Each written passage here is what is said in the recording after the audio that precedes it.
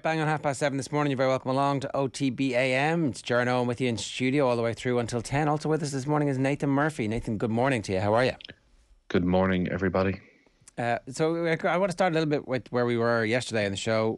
We had Vinnie Perth in studio talking about the League of Ireland game, and he was kind of surprised at the reaction that there had been to the Rovers game because of the goal in the past from Jack Byrne. He was kind of making the point that the rest of the game was grand, and off air afterwards we were kind of having the conversation that actually that's fine. In the era of social media, 2 or 3 highlights in a game is kind of all you need for everybody to go, oh, I want to go to this thing. Yeah, I think for the league and getting people interested and involved and excited about it, a Jack Byrne pulling off a goal like that in the past like that does get people thinking, should I go to Tala on a Friday night? It doesn't maybe reflect the quality of the game, but actually I thought the game was a pretty entertaining game. Drogheda are a good side. They get the ball down, they pass it around, and Rovers sort of did what Rovers do, which is they grounded out. They had a lot of possession, and Jack Byrne was good, but I think Jack, as he admitted himself in the interview, has a long way to go. He gave the ball away quite a bit, but he's always trying to do something. He's almost trying to do too much. He's trying to force the issue constantly. He's always looking for that killer pass, perhaps at times when it's not really on. But it does feel as though you can get very quickly now all the exciting things that happen, whether it is a sprinkler going off. It's a talking point. It's something that happened. I don't see it as this massive embarrassment to the league. I don't either. Crazy things happen everywhere. Yeah. But I think if you're involved in the league, you're pretty sensitive about that kind of stuff because it is like obviously not great, but like it happens in all over the world. When they were parading the Club World Cup at Chelsea last week, I mean the lads got sprinkled. Chilwell and was it Reece James who brought the Club World Cup onto the pitch? That is one thing that happens everywhere. The wheelbarrow just made it funnier. Like, that was it. Yeah. And, like I don't think people were laughing at the league. It turned it into high art. Yeah.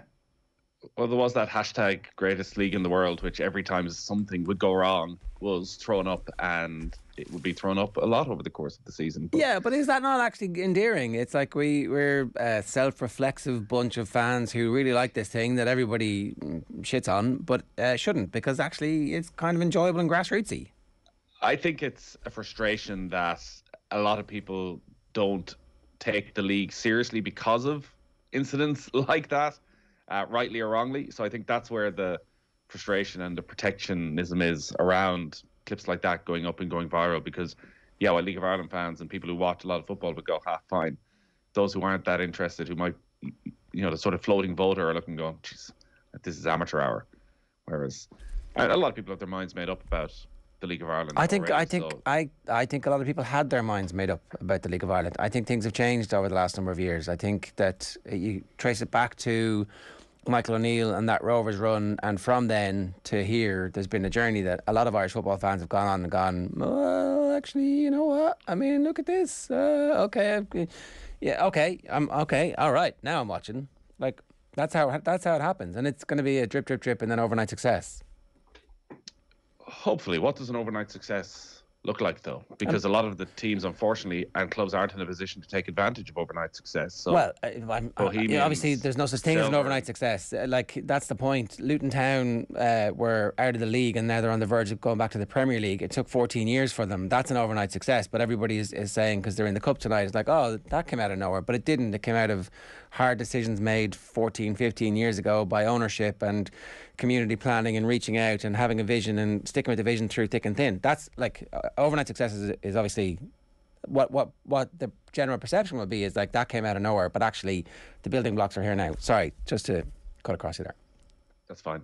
I think there's good things been done. I'd say everybody's wary of false dawns that, when Dundalk and Cork had a proper rivalry going, it felt like the league was on the cusp of something, and then Cork just disappeared and find themselves down in the first division. Obviously, Dundalk has been a complete shit show for the last couple of years as well. Maybe they can get things back together, but both of those juggernauts have fallen away. And it did feel, if you think the last game out in Tala was the Jordan Flores goal, Jack Byrne winner game, packed house, it felt at that stage, just pre-COVID, that it was on the verge of something.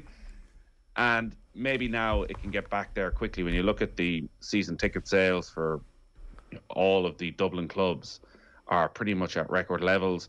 And I think there is a real connection between what happens with the Irish senior team now and an understanding that while you may not see football quite of the quality that you will see in the Premier League, you don't need to. that actually you can go to any of these matches and you'll see an entertaining game. By and large, the football is decent. You'll see a bad game, but you'll see a crap game in the Premier League. Watch Liverpool and Manchester United over the years. It's never usually the most exciting game of the season. So at times, people's expectations can be too high. They're looking for faults constantly. Like that Shamrock Rovers Drogheda game on Monday night was one of the more entertaining games I've been at recently. Plenty of chances, good football, good pace to it, bit of quality in Jack Byrne and Graham Burke. And people are getting a ticket there, I'd say, for 15, 17 quid. I don't think you can complain too much about that. I'd agree with you, and I think that if you want to compare it to, say, what you're getting in the Premier League, for example, I know that there is a title race on, and maybe Liverpool will be Premier League champions. But if we kind of cling to this notion that existed a month ago of Manchester City being the standard bearers right now in the Premier League, I mean, there is definitely a theme out there that they aren't overly exciting to watch because they are so good that we've almost got to this point where it's like this perfectionism actually isn't as entertaining as it once was. Whereas if you put them up against teams of a similar standard, which invariably tends to be Liverpool, and you've got opportunities and you've got chances and you're not quite sure which way the game is going to go, and that is the key point of it. A football game that has chances and that you don't know which way it's going to go, that draws people in, right? It doesn't necessarily need to be a 30 million euro winger who is creating the opportunities, as long as there are opportunities. Jeopardy, uncertainty of outcome. Exactly, that's it. That's what you want, and every league in the world can produce that. And it's just about, I guess, access and the experience that you have when you're a match scorer or as a match viewer at home that kind of takes that to the next level. And a title race, like that's what it needs this season, and that's why that goal for Derry feels important for the league on Friday night, because if Rovers had won that, they would have been 5 points clear of Derry. Derry dropped points again on Monday. And that's sort of what Shamrock Rovers did last season, particularly in around April. They scored an insane amount of late goals, grind out results, and next thing you find yourself 10 points clear. And you have 2/3 of the season left to go. Yeah. And everybody knows the title race is done. So why are you dragging yourself out on a Friday night or a Monday night to go to a match? Whereas I think now, if that the other teams can stay in touch, and obviously, Derry do drop points. Pats haven't beaten Shelbourne on the opening night. Suddenly you fall back again. That there is an opportunity for Rovers to just keep winning their games and everyone else beats everybody else. And look, that probably will happen. Rovers are further down the line than most other teams, and maybe the injection of money into Derry is going to allow them to catch up sooner rather than later. And that's why the other narratives in the league are very important. That's why Duffer and his little sprinkling of stardust is hugely important, and hit their battle against relegation. Hopefully they don't just become a mid-table team 6 weeks in and that's it. There's no jeopardy as well. But him fighting against relegation is going to be one of the great Irish sports stories of 2022. I do want to just broaden this out a little bit, because obviously if you just woke up and you don't know what happened last night, Antonio Conte pulled his trick 10 days ago after they got beaten by Burnley, who are also beaten last night in the league by Leicester. What the hell? But anyway, and then last night they went out to Middlesbrough in the Cup. It's like... what? This isn't supposed to happen. They turned a corner. Yeah, I saw a quote tweet online this morning. Tweet? Hey, you might have invented that. Yeah, good man. And it was in reaction to Tottenham last night, and it was, "I'm done with this team," and I was like, "Oh my God, it's Conte!" And it was actually just a phoner into TalkSport. But I could fully have believed that if Conte was like, "I'm done with this team," I would have fully believed it. But actually, I think it's Football.London have done a full transcript of his quotes, and I went through them with a tooth comb, and there was no sense of Antonio Conte being like, "I'm done with this team," or maybe I'm not a good manager this week. So maybe he just welcomes the idea of fighting on one front at this point, although he played a pretty strong team. I played pretty much a full-strength team out there last night. Harry Kane is playing, Heung-min Son is playing. They had chances. Matt Doherty missed a really good opportunity, went around the keeper at one stage and should have just pulled it across to Heung-min Son and said smashes it over the bar. Doherty played all right, actually. But like this level of inconsistency, some of it has to land at the manager's door. It's too easy, and all the analysis is it's Spursy. Like, this is what Spurs are. It is Spursy, though. It's mad. It's mad. Maurizio Pochettino turned them into something else. Antonio Conte, we all felt when he went in there, they were getting somehow one of that real top tier of managers in world football. And instead of fixing this, he's just looking around constantly going, Spursy, lads, this is very Spursy. Well, your job is to change that. It is, but he's only had 8 weeks. Like, it's hard in a very short period of time to come in and fix things. Like, most of the long-term great successes have been built on a couple of seasons of ridding the club of whatever cancers were in it. If you think back to Ferguson, like, no manager's ever going to get the same amount of time that Ferguson had, right? And I'm not suggesting that Antonio Conte should, because his Spurs team are actually better than the Man United team that Ferguson inherited. But it took him absolutely ages, like ages and ages and ages and ages. And it's going to take Conte quite a long time if Spurs believe that they're capable of being a tier 1 footballing entity, right? Like, so I don't know. The constant referendum that he has introduced after that early period on his future, that's weird, because he knew what the situation was. He knew what the playing stock was like. He'd already spoken to the club 6 months ago. It doesn't make any sense that, like, managers now seem to exist in an accelerated culture where they want to make decisions quickly, get in, see, make the decision, move on, and try and emerge unscathed. Well, the best case scenario was he would come in, they would sign 4 or 5 players. But again, if they were going to sign Dusan Vlahovic, a deal like that surely is already underway before or the day he arrives. If that's a key signing for him, that's got to start happening quickly. It can't have been a shock to him that at the end of the transfer window, the only 2 players they ended up signing were the 2 guys coming in from Juventus, and that they had let 4 players go who he never really seemed bothered about any of them. Like, that cannot have come as this massive shock and a betrayal by Daniel Levy. That is how Daniel Levy has always worked. So for him to go in and somehow think that Tottenham is going to magically change is a bit of a lack of due diligence, which... Or else we're misreading all the stuff that he's saying, and he actually... It's just his mode of speaking, and that he will be there for the long haul, and the notion that he's going to walk out for whatever reason is nonsense. This is all just that's part of the carnival. I don't know if I paid enough attention at Chelsea, but maybe because things went well, this didn't happen. Maybe this... It was a very bad start, and then it got good very quickly because he changed formation. But that happened within, like, 6-7 games of the season. So, like... But it brings a level of uncertainty. So I think he's misplaying his hand there, because, as you were saying, after every single match, the first thing you're waiting for last night is, what's Antonio Conte going to do? Like, is he actually going to resign? Is he going to resign because he was humiliated last night by Middlesbrough? Yeah, he's got nowhere left to go. That drags on, like that line of, there's one club in crisis all the time. You just don't want to be that club. Like, he is ensuring that Tottenham are that club. Week on week. Well, luckily Manchester United have the current franchise on that. Their obviously press conference wasn't it? It was a was it a fan forum? Was that where they were all talking? Yeah. Where the explanation of what Darren Fletcher's role was after Ralph Rangnick was like, I don't know what he does. He didn't quite say he doesn't know what he does, but he's like, yeah, I'm not sure. I'm not really sure. And then Fletcher was like, oh, when the transition happened between the 2 coaching staffs, I kind of came in and started being on the training ground. It's like, when you listen and you just take everybody's comments in, it doesn't seem to make that much sense. So Fletcher said, my job is to get the pathway for young players to come through and make it to the first team. It's working very well at the moment. Look at Elanga. Right, okay, fair enough. Now, Elanga's obviously been at Manchester United since he was 12, right? Mm. So, how long is Fletcher in the role? 18 months? Because he was talking about doing podcasts 2 years ago, right? So, like, at the start of COVID. So it's not that long. He can't really claim that much credit for Elanga, can he?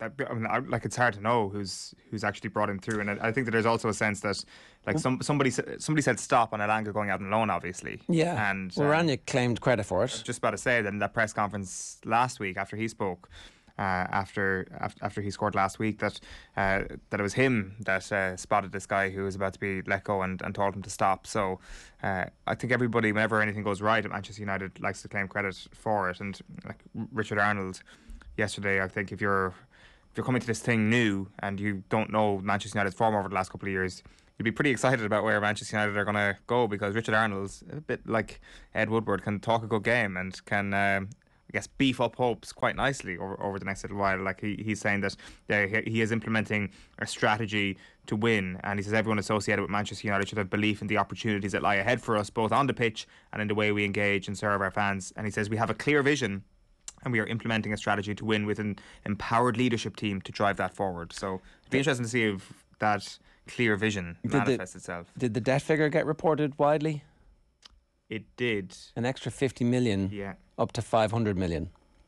Doesn't seem to be an issue, although the stadium is crumbling. They've obviously had to cut ties with Aeroflot. The team is not performing. Things could get into a tailspin pretty quickly for Manchester United if things went bad, if there was, say, a global shock coming. So I think it's not all certain. And their wage bill went up 19 million. Yeah, so just from some of the writing done on it yesterday, their second quarter results for fiscal 2022 showed the club paid £10 million in exceptional items, which include a compensation to Solskjaer and also other members of the coaching staff. And then that figure also took into account a revaluation of the Football League pension scheme deficit.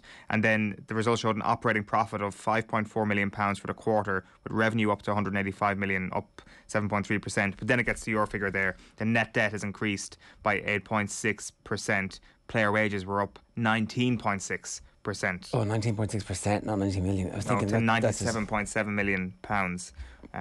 So that's a constant ticking along. Cristiano Ronaldo shaped increase there. Yeah, I mean they did give that new contract to Henderson as well. It's like you get good value for spending 5 million on your sub goalkeeper per annum. Liverpool's is 300 grand. Not that it's fair to compare and contrast. Yeah, but I think if you are running your business properly, you can sell Dean Henderson, who is much sought after in the summer, for 25-30 million. Last summer. Contract is worthwhile. Last summer. Well, last summer or this summer coming. Will he still get that amount? Because it's very much a what have you done for me lately league. Are you going to spend 20 million on this? Maybe you are, because it seems to have worked for Villa, and I'd like to have seen him play a year. If he'd gone on loan this year and had a year similar to the year he had at Sheffield United. Anyway, sorry, all of this is kind of by the by. The other big story overnight, and I'll get to that in just a moment, but a reminder, OTB AM is brought to you live each morning by Gillette Labs for an effortless finish to your day. At 7:47, here's what's coming up between now and 10 o'clock. Special treat for us all this morning. Tommy Walsh at 8:10. Virtual Insanity with John Duggan at 8:45. It's a double weekend tournament. Sports pages at 9, Philly against football at 9, and Eric Donovan in very reflective mood after his defeat at the weekend, potentially his last fight. So we'll see. You can listen in on that from 9:30 this morning. Now, the other big story overnight is that the London Times are reporting that Abramovich might be ready to sell Chelsea, that he has in the past refused to sell, turned down offers around the 2 billion mark, and they're saying that now all bets are off. There's a Labour MP who was part of the select committee on Russia who says that Abramovich is selling off his property assets in London. He's got a load of property assets. There's the New York Post also did this thing yesterday where the Upper East Side, the Russian oligarchs own a large portion of the Upper East Side. 3 or 4 buildings in a row. I think Abramovich had numbers 73, 74 and 75 on the same street. And it's not like a 2-story, 2 up, 2 down type thing. It's like it's big. So there's a lot of money tied up in that, and probably pretty easy to sell if you need cash in a hurry. So Thomas Tuchel obviously snapped yesterday in the press conference, and it felt like he'd been asked the same question repeatedly, but was it only twice? I think so. I think it was early in the press conference anyway. It was maybe his second time being asked about it in the press conference.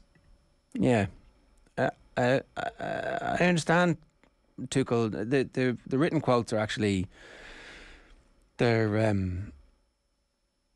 more reflective than the video, and it's hard to shake the video where it's like, what are you doing asking me this question? I'm a football manager. Whereas the reflective quotes were like, everybody has this in the back of their head since the war started. Everybody is distracted by it. Of course we are. I'm going about my job. Like, I presume you are going about your job, slightly distracted by this too. But he was asked about Abramovich, and Abramovich is the most important person at Chelsea. Like, he was on the pitch with the World Club Championship in Abu Dhabi just a couple of weeks ago with the trophy. He has put all the money in that has transformed Chelsea from Spurs to one of the top 4 biggest clubs and most successful clubs in English football.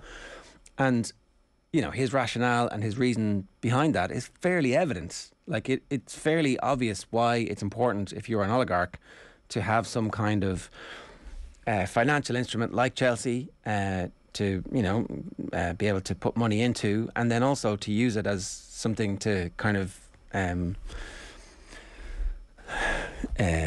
to exist in the world. And he's got the biggest boat in the world, so yeah, having the European champions, the World Club Cup winners, even among the oligarchs, it's a bit of a prize. It seems to matter, but I think it also gave him a kind of power and kudos in polite English society for a while, up until they refused his visa, and then obviously he seems to have recalibrated his desires. And then there was the stuff last week. It's like, oh, he's not involved in politics. And then there was the other stuff. It's like, oh no, he's trying to broker peace. Like, and then it's, oh, I'm going to hand it over to my charity, and the charity are like, hang on a second, what? I'm not sure about this. So now that the story comes out that he's interested in selling, and it makes perfect sense. But you do have to think that if English football, and if football generally, isn't looking at what's going on with Abramovich and thinking this isn't good, does the contagion stop at Abramovich? Is he the only owner that anybody has a problem with? Because it's clearly not. Like, allowing football to become the playthings of billionaires was great for the fans in a fantasy football kind of way, in that it was like, oh, I get the best players in my team, and the quality of the football that I see improves. But in the long run, it completely devalues the experience of being a fan of that club, because you're now a plaything for billionaires, and you're now really almost a victim of your supporterhood. Was it Johnny Liu pointing out that as soon as you start liking a team, the team looks at you and places a numerical money value on you to try and exploit. Is that the point of football? Maybe it is. Maybe that is maybe the only reason we do anything is so that we can be exploited for our money. Maybe that's exactly why the world exists.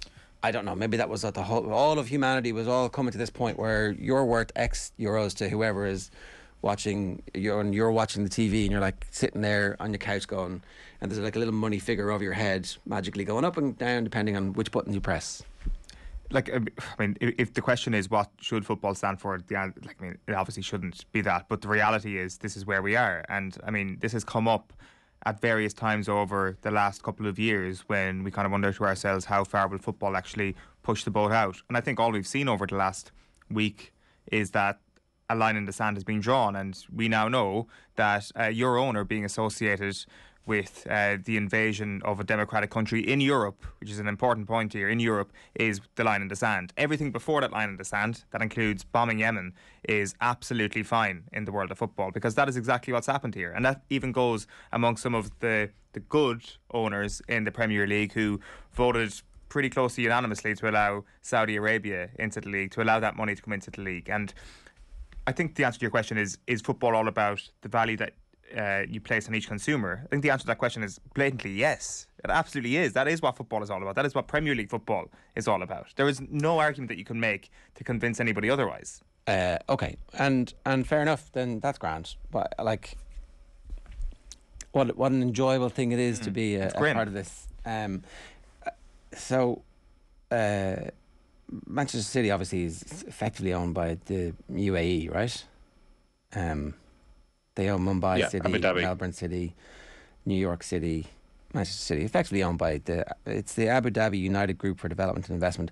So it's as clear that that's a state owning that club as it is that Saudi Arabia own Newcastle. Abu Dhabi abstained in the vote at the UN.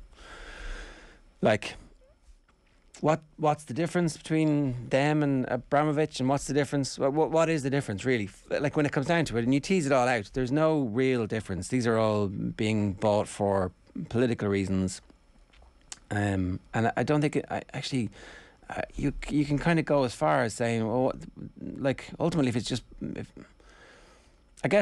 I think there's an opportunity here, right? We keep getting told you can't print money, and then the pandemic comes along and money gets printed. Oh, you can't give people a universal wage. It would be wrong. It would be moral hazard. But then the pandemic comes along and everybody got a universal wage because nobody could go to work.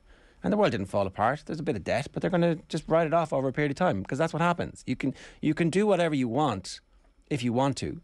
And now they're talking about seizing the assets of the oligarchs. We're just going to take that stuff that you have because you're connected in some way to Putin. So if you can do that, why can't you just seize the football clubs and insist that all football clubs have a fan ownership scheme like they do in Germany, where 51% of the club is owned by the fans? Like, just do it. Just decide this. Here's our opportunity to take football back from the hands of the billionaires and the countries, because actually we realise now with Abramovich it's completely wrong.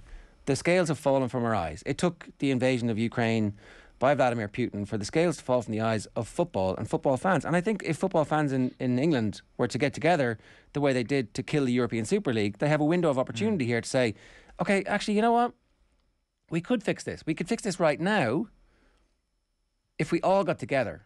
And I think we're not that far away from this. We're really not that far away from this. Where all the papers, every single one of the papers is like, got to get rid of Abramovich from Chelsea, but there's other questions that need to be asked of Newcastle and that need to be asked of Manchester City. And then do we stop there? Because Everton obviously have money from Usmanov. And I mean, ultimately, if a British billionaire buys Chelsea from Abramovich, what's the difference if it's just a plaything for rich people? This is a chance to take football back. I don't think they're going to take it, but if I was a football fan in England, I'd be like, is this our window of opportunity? Like, they had a game cancelled between Manchester United and Liverpool. They managed to cancel a game. The biggest game of world football was cancelled because the fans decided, we've had enough of this bullshit. But then they stopped. Because the signings happened and everybody's like, oh, we got Ronaldo. Maybe that's more important. Well, I mean, and like what's going to be really interesting is that you talk about fans kind of coming together on this front. I think that there is a long way to go before that happens, because what we're seeing right now is a lot of sort of billionaire tribalism almost, where my billionaire is better than your billionaire. And it comes quite a lot if you look at the reaction to, say, Thomas Tuchel's press conference yesterday being like, oh, my Tommy boy has done such a great job. Why aren't you asking the same questions of the UAE, or why aren't you asking the same questions of Saudi Arabia? And it's like, just because maybe it's not getting the same level of coverage doesn't mean that the same questions can't be asked. But it does seem that there is a constant sense of pointing at another club rather than accepting what may or may not be going wrong at your own club. And I think that is the first step before you actually get to that point. That's all politics. I think is it fair to be like disappointed with Tuchel yesterday? Like he was pretty pissed off in a way that I'm not sure he had any right to be pissed off yesterday, to be quite honest. Like, he was saying that I'm in a privileged position. I've never experienced war. That is fair. But you are also in a privileged position, a privileged enough position to work for Qatar and then subsequently work for Roman Abramovich. Your two bosses are Qatar and Roman Abramovich. I think if you're a pretty rich, pretty successful young manager, you have an opportunity. You have the privilege, as you said yourself, to say no to both of those things. If you really care that deeply to give out and to get pretty exercise in a press conference, then I would say that you probably care deeply enough to read up on Qatar and on Roman Abramovich to not take their money. So I'm not sure about that whole reaction from Thomas Tuchel. I definitely don't think that he's under any sort of I don't think there's any injustice towards Chelsea Football Club this week whatsoever. Maybe some of the top brass at Chelsea could ship a few more blows, considering Tuchel is going to be the face of the club at every press conference. But other than that, I don't think there's any sense of injustice. But Chelsea fans think that. And that's the key point here. If you're talking about some sort of collective fan movement, the fans have never been more divisive as they are now. Tuchel has got to think about that, though. He is the face of Chelsea. And when people talk Chelsea now, they talk Roman Abramovich. And this war has escalated so quickly and has united people so quickly against it. Like, Thomas Tuchel, I don't think, was asked yesterday about his own position. But if you're having to sit in a press conference 3-4 times a week and make excuses or not defend, but somehow not comment on Roman Abramovich and his ownership and his links with Vladimir Putin, on a personal level, that's not a situation that Thomas Tuchel will want to be in. So do you get to a scenario quite quickly, if the club isn't sold, where Thomas Tuchel needs to consider his position as manager? Does he want to be the face of this day after day, week after week? Maybe it's something he's considered already, but watching him at the press conference yesterday, that was the thought I came away with, as to he probably would defend himself and say he's backed into a bit of a corner there. So what can he say? And maybe a press officer should come out alongside him and say, here is the club's stated position. But it is a personal thing now for an awful lot of people. And do you want to be in 5, 10, 20 years' time looking back at a press conference of you saying there was nothing I could do about this. I'm not sure how sustainable that is for Thomas Tuchel. I also wonder, has a line been drawn in the sand in terms of ownership? Like Roman Abramovich is trying to get a fire sale, as you say, to sort of get his assets out of Britain as quickly as possible. But the way football has always worked is, once this scenario is dealt with, it disappears. Just move on. Exactly. Like with Usmanov. So suddenly the focus is turning to him, and well, actually, maybe his connections with Putin are even closer than that, or Roman Abramovich. So he should be the focus. We need to get rid of him first, and then we'll think about Roman Abramovich. And how, I know you say about the Super League and fans uniting and all of that, but I don't know practically how you go about a scenario of handing it back. The only way that would work, I guess, is if you were to strip the club of Chelsea and suddenly the government owns this and can hand it over to a supporters trust and say, that is yours, go and do it. You have to say that what we've decided, we're taking this opportunity. Football is a community asset and no individual can own more than 49% of the club. It's a new rule. We're rushing it through Parliament. It's getting slapped in immediately and away we go. Like there's a bunch of different mechanisms you could use to do it. The politicians could find a way if they decided that now was the moment they were going to do it. And like, frankly, I'd be amazed if it wasn't the type of thing that would garner massive political support right now. Now, you'll obviously end up facing legal battles from the Glazers and the billionaire owners of Villa and Leeds and all of those other clubs. But tough. You want to own 49% of the club, that's great. If you don't, divest yourself of the asset. Because the leeching off of poor Eoin here and the little money symbol over his head, we've got to stop that. And there's also then a very kind of like a smaller issue and all of that where the Premier League would just not want that themselves. Like, I mean, you talk about the money symbol over their head and they're like, wow, well, all these people from all over the world are willing to pay massive money for our television rights. That's why they don't Cristiano Ronaldo. They don't get a vote. Like, it's the people have decided that we don't want Abramovich, but we'll take this billionaire. This billionaire is okay. This billionaire is not okay. Do you know how he made his money? Do you really? Do you want to find out or do you not want to find out?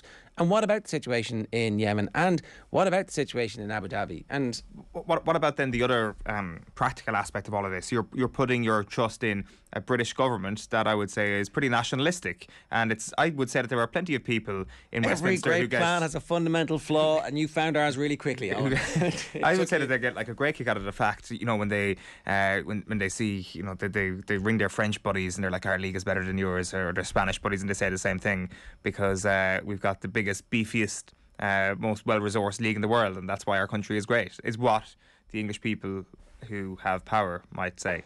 It's probably true, to be honest. It's not going to happen. I understand it's not going to happen, but now is the window of opportunity to start. Like, also, people telling you can't do this because it turns out that's a lie.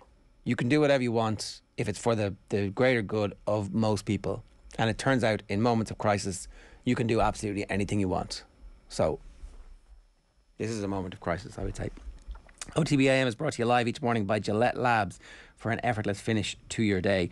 We've got loads more to come. Very briefly, Nathan, before we let you go, Mayo up to second. You're trying to keep this on the down low. It's been at second for a while, actually. Sustaining in second, maintaining, improving. The Mayo players, I'm sure, are just honoured to be on the pitch as the great David Clifford, and to be near a team ranked one is, you know, to be second to that great Kerry team and all they've won. It's a real honour. Yeah, I think there's a quiet confidence, if it could ever be such a thing, in Mayo at the moment. When you look at the bench that they've had, the character that's still there, like, they do this all the time. It's now or never, though, right? When they were relegated, it is now or never. It is. But it was now or never in 2016. It was now or never in 2017. And it felt like never. It did feel like never, and I did feel like at the end of those they came back. They come back. Like, Mayo are at that very elite level where the players that are turning out, much like Kerry, in that if you want to get into that Mayo squad, you have to be of a certain level, and that hasn't really dipped. So, but the age profile of this team, like, so Killian's coming back this year, and will he be able to maintain the level he's at for many more years? I don't know. Will Aidan O'Shea be happy with a bit part role for many years? I don't know. Also, the Dubs are at their weakest that they've been. Kerry aren't quite at the level they're going to get to with the two Wundekins who are coming into being a man at this stage, and they're going to be men for the best part of the next decade. I think that they're close to their peak, to be honest. You're making excuses for Kerry already. Yeah. No, I'm saying I'm putting a level of pressure on Mayo that having saying got this is the year. All-Ireland. This is the year. Kerry are going to get better and better. Is Dublin going to come back? Just on that Cillian O'Connor part, is there a world in which that he's just a bit par player like Aidan O'Shea this year? That James Horan's like, I like my starting team. What we could do with is a little bit more far. And I'm not, sorry, bit par player is completely underselling it. I'm talking about coming off the bench with 50 minutes on the clock, closer, playing half an hour. A bomb squad. Well, he may have no choice. Like, if Cillian O'Connor isn't back as of yet, and the championship is going to be over in 4 months' time, and he hasn't played in a year, how long is it going to take him to get back up to full inter-county fitness? So are you easing him back in over the provincial championship where Mayo are playing Galway? Like, can they afford to ease him back in? He's not going to be first name on that team sheet in the next couple of months, because they are going to have to manage his moments. So the hope, I'm sure, is that come end of June, July, that is when Cillian O'Connor is back to Cillian O'Connor at his absolute best. But he has suddenly an awful lot of depth. There's probably still, it's clearly not a transition. The transition is over, but there's still a lot of names there that people are getting used to and what their talents are and exactly what they do. Because like Lee Keegan, I think, was the only one who started against Armagh who had played in the 2017 All-Ireland final. So this is a young Mayo squad. You're talking about the Kerry squad getting better. A lot of these Mayo players are going to get better and better over the next couple of years. And maybe this generation can be just as strong as the generation that went before. And can I just ask one question? Like, if Mayo were All-Ireland champions, how much would that change? Like, just I know it's a big deal, but by into the fact that there would be a trophy sitting in the cabinet, I reckon Mayo will be favourites for this year's All-Ireland, and they're as big as 6-1. It's like they almost look like they're building. If they were All-Ireland champions, we'd be talking about these new fellas coming in being like, oh, as Dublin and Kilkenny showed in the past, you just need 1 or 2 new players to come into the squad every year to maintain that level. And that's what Mayo have shown at the start of this year. So I just think that there is still this kind of intangible thing about not having won an All-Ireland, which people are using to knock back Mayo's chances this year. Whereas if you look at the tangibles, they're in an extremely good position. And that's understandable because they haven't won the All-Ireland. But I think if you're looking at a season as a whole, you have to look at the strength Mayo have and think they're going to be there in and around the semi-finals again. And from there, well, things always seem to happen, for good or for bad for Mayo. Whether they have that little bit of X factor that can get them over the line, whether they can score the penalty when they need to score the penalty. Like, these things we won't know, but it was no freak that Mayo got to an All-Ireland over the last couple of years, it turns out. I think at times it felt in 2020 that there was I wasn't expecting this sort of bonus territory. Last year they back it up. Maybe this year they go and back it up again. But it's not. It's also not straightforward. Like, Connacht is suddenly stacked. Like, having to play Galway or Roscommon to get through Connacht. Otherwise, you're going down a long route of qualifiers. No, they like the qualifiers though. It'll suit this young team to be a bit off Broadway if they don't make it through the front door, and they'll be underdogs. Mayo are never off Broadway. Broadway follows Mayo, Ger. It's a movable feast. Remember when they went to Newbridge? Sure you managed to make a shit show of that, didn't you? It was the first time Broadway had come to Newbridge in a long, long time, Ger. Oh, look at you. What happened that day, Nathan? Did you win that game? Well, hopefully Kildare follow up this great victory over the Dublin team as they followed up that great victory over the Mayo team. You got a special prize for that too. Nathan, good stuff. Thanks a million. Always a pleasure to spend some time in your company of a Wednesday morning. Thank you. 8 minutes past 8 this morning. OTB AM brought to you live each morning by Gillette Labs for an effortless finish to your day.